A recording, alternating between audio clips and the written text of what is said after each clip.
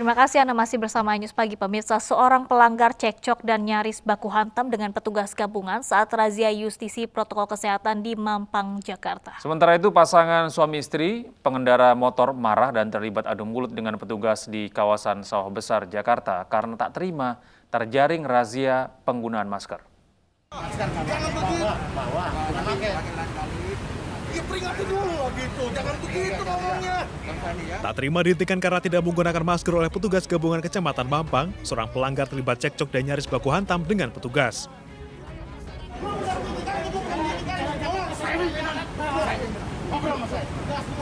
Pengendara motor ini berkeras tak mau didata dan menerima sanksi petugas.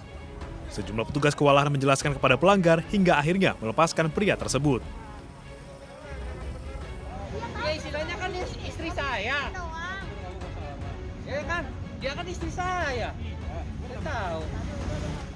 Pasangan suami istri yang berboncengan sepeda motor ini juga tak terima saat razia masker di Jalan Karanganyar Sawah Besar, Jakarta Rabu pagi.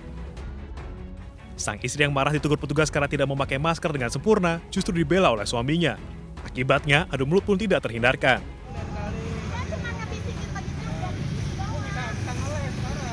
Keduanya mengaku terburu-buru sehingga tidak bisa meladeni petugas, terlebih menjalani sanksi sosial. Sebagai gantinya, petugas menahan KTP salah satu dari mereka. Saya. Terus sekarang dikenain sanksi gitu? Kena sanksi saya nggak mau lah. Orang saya pakai masker sehari-harinya. Razia serupa akan terus digencarkan petugas selama masa pengetatan PSBB hingga pandemi COVID-19 berakhir. Dari Jakarta, Tim Liputan iNews melaporkan.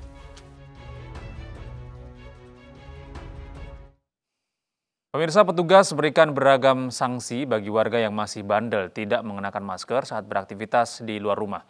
Di Gresik, Jawa Timur, warga yang kedapatan tidak mengenakan masker disanksi menggali kuburan.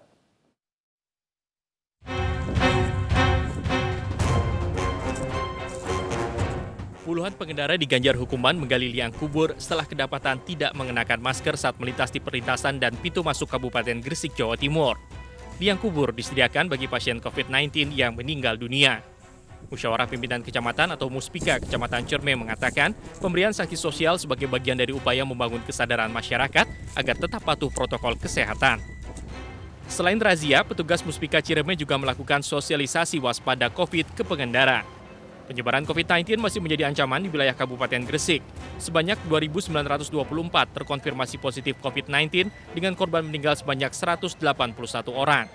Dari Gresik, Jawa Timur, Agus Ismanto, iNews melaporkan. Pemirsa, jenazah Sekretaris Daerah Provinsi DKI Jakarta Saifullah dimakamkan di pemakaman keluarga Rorotan, Jakarta Utara. Saifullah meninggal dunia karena positif COVID-19.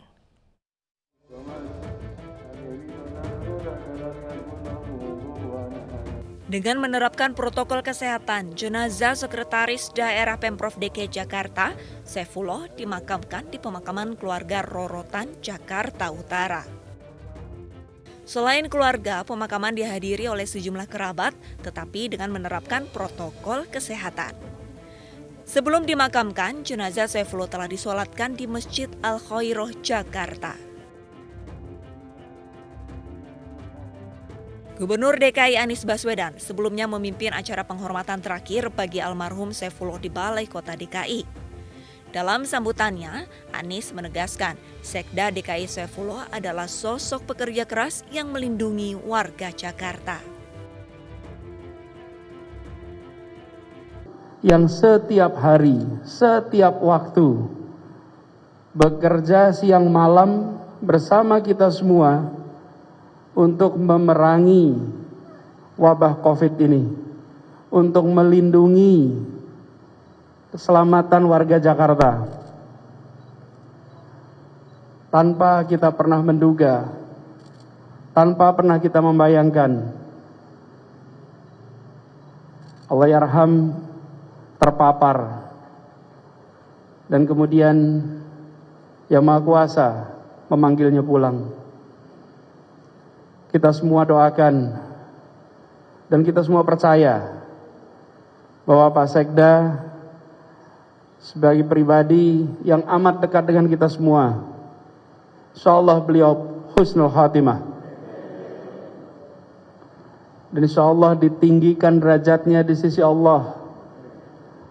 Dan semua yang pernah dikerjakannya di Jakarta ini, insya Allah akan jadi catatan amal soleh, catatan amal jariah, yang akan mengantarkan pahala tanpa henti pada almarhum. Sekda DKI Jakarta Saifullah meninggal dunia di RSPAD Gatot Subroto.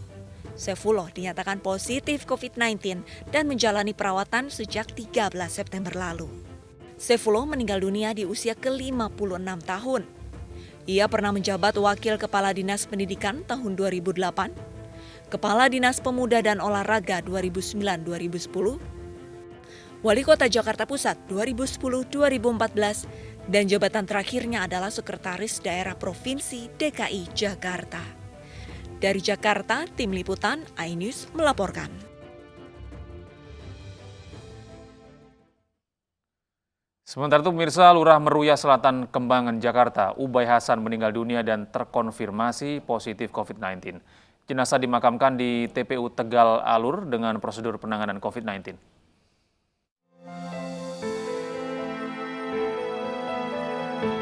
Sejumlah karangan bunga ucapan bela sungkawa atas meninggalnya Lurah Meruya Selatan, Ubay Hasan, berjejer di rumah duka di Komplek Kafling DKI Jakarta Barat. Suasana haru menyelimuti sejumlah pelayat saat menyampaikan ucapan bela sungkawa. Ubay Hasan meninggal dunia di RSUD Cengkareng, Jakarta setelah mendapatkan perawatan medis selama 4 hari. Jenazah dimakamkan di TPU Tegal Alur dengan prosedur penanganan COVID-19. Sebelumnya memang sudah sakit lambung, ya, sakit lambung, kemudian dilakukan tes oleh Dinas Kesehatan. Memang beberapa hari dia sudah kronis lambungnya, kemudian dilakukan tes, ya, testing, ternyata memang ini ada ISPA-nya, ya, ada ISPA, kemudian dibawa ke Rumah Sakit Cengkareng untuk dilakukan tes selanjutnya, ya. Hasil pemeriksaan swab yang keluar Senin kemarin mengkonfirmasi Ubay Hasan positif COVID-19. Dari Jakarta, Miftahul Gani, iNews melaporkan. Setelah itu pemirsa, Gedung G Balai Kota DKI Jakarta akan ditutup selama 3 hari ke depan. Hal ini dilakukan setelah ditemukan adanya 2 pejabat yang positif COVID-19. Gubernur DKI Jakarta Anies Baswedan menutup Gedung G Balai Kota DKI Jakarta selama 3 hari ke depan. Hal ini dilakukan usai ditemukan 2 pejabat yang positif COVID-19. Gedung G ditutup mulai Kamis besok hingga Sabtu 19 September 2020. Langkah ini sesuai dengan Pergub DKI nomor 88 tahun 2020 terkait penutupan sementara sebuah gedung jika ada karyawan yang positif COVID-19.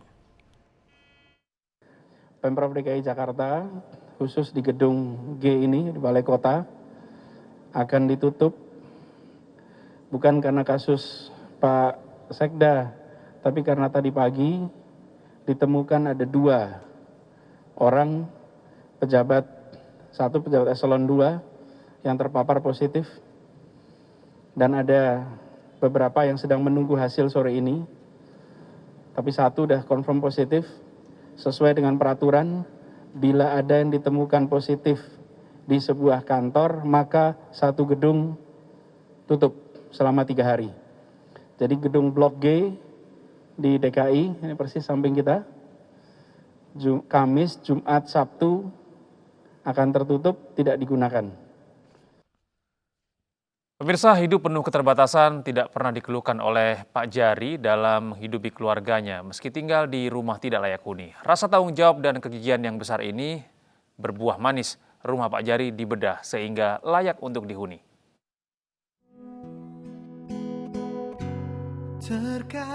Sebuah wujud kegigihan seorang kepala keluarga yang tak mengenal lelah demi keluarganya selalu ditunjukkan Jari untuk menghidupi istri dan 2 anaknya serta 2 cucu yang dititipkan menantunya karena bekerja di luar kota.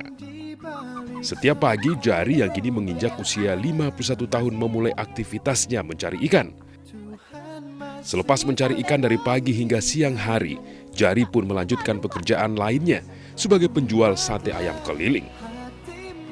Meski tidak pernah mengeluh, penghasilan yang minim membuat warga kampung Pabuaran, Desa Buni Ayu, Kecamatan Sukamulya, Tangerang ini tidak dapat mewujudkan rumah layak bagi keluarganya. Kesulitan Jari dan keluarganya mendapat perhatian dari MNC Peduli dan Baitul Mal Muamalat. Rumah yang telah dihuni selama 10 tahun terakhir ini pun dibedah. Jari bahkan tak kuasa menahan haru melihat rumah baru beserta isinya. Sekarang mudah-mudahan tahun 2020 supaya jangan sampai kehujanan, keanginan. Terusnya supaya kepake selamanya. Walaupun dia tidak mampu, tapi dia gigih untuk berjuang menghidupi keluarganya, sehingga Allah memberikan rezeki kepada Pak Jari melalui MNC Peduli dan juga Baitul Mal Muamalat.